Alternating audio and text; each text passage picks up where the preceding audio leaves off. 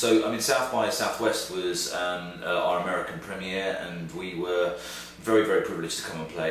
We had Lewis Black get up and do this amazing speech where he was going, we were one of the opening night films, and they programmed us against the opening night party, the world premiere of Kick-Ass, and the sneak preview of Robert Rodriguez's Predators reboot. And we're like going, wow, we really hope some people show up to the screening. But it was great. We were in the G-Tech, we had like 450 people there, and Lewis just gave this amazing speech about how this film embodies, and Bill Hicks embodies everything that the festival is about innovation, about speaking from your heart.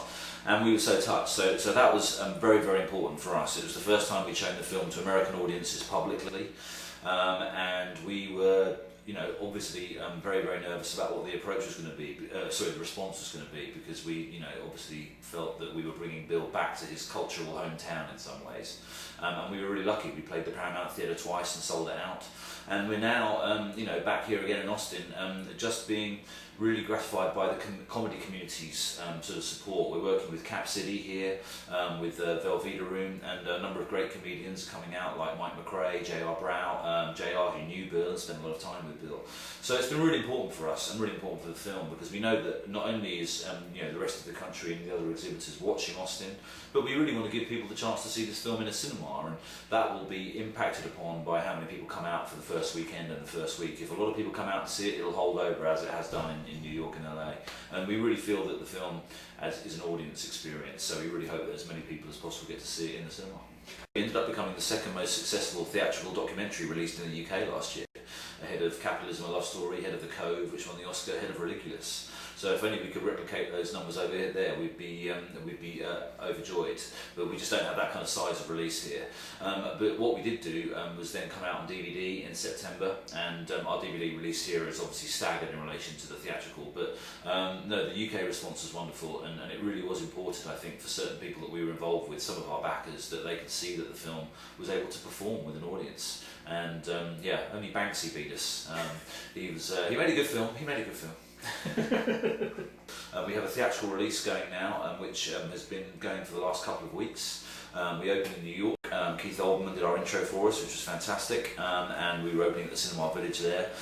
Since then, we've held over there in the third week now, and then we've just come from LA, where we did our LA premieres, and we had Paul Provenza, host of the Showtime show Green Room, and also director of The Aristocrats. We had Bob Weedy, director of Curb Your Enthusiasm, and we had Colin Hanks hosting our premiere screenings there at the Sunset 5, and we also open in Seattle and Portland. So tomorrow night we open in Austin, the South Lamar, but we also are opening in Dallas, in Houston, in Denver, and the release is kind of just sort of growing gradually, and the reason for that is that cinema owners and theatre chains, in particular exhibitors, want to see what New York and LA do before they take on the film. So we've had like a number of bookings, but essentially the release is currently ongoing and growing, and we're amazingly gratified by the response.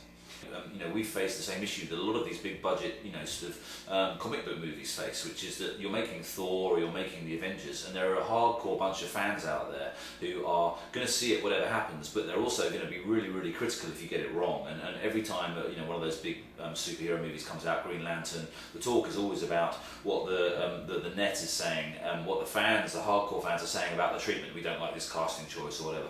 We had the same thing, because people feel very strongly about Bill. They feel a very personal relationship to him and a sense of ownership. So we had that obstacle, but at the same time, the fans that have seen it have really, really liked it. And what we're hoping to do is we're hoping to get the fans to see it. We think that they probably will anyway, but what we're hoping is that they then tell people who don't know who Bill is. And we really have this idea of introduce a friend to Bill, that Bill was always someone who travelled virally. Before the internet, people would pass bootleg tapes around, big bootleg VHSs, and what we're really hoping is that those first fans that come out will say, well, this is a movie that everyone can enjoy. We've designed it for that in mind. It's not a film for fans, it's a film that fans can enjoy, but it's a film that people who have got no idea who Bill can also come out and get a great ride out of the movie.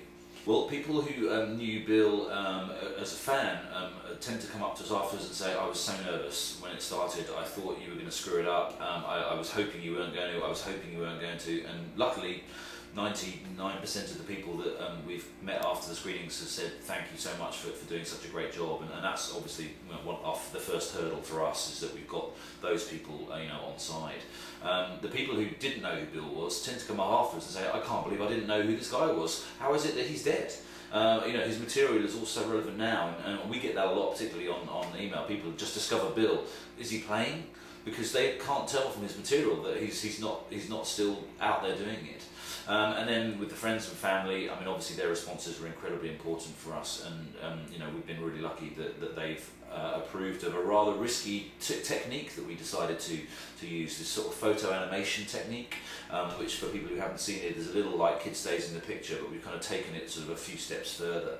And we were really worried that they would, react against that, but we spent 3.5 years making the film. It's why the film took so long to make, because that technique took a long time to perfect, and we informed them all the time. We kept sending them scenes saying, what do you think, and did we get this right?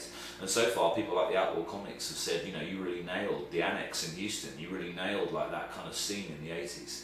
So that's been really pleasing as well. We did as best as we could, and we hope that we've made something that the fans, the people who've never heard of him, and the people who knew him intimately, can all relate to. We've been told that hopefully it has got something of Bill's essence in it.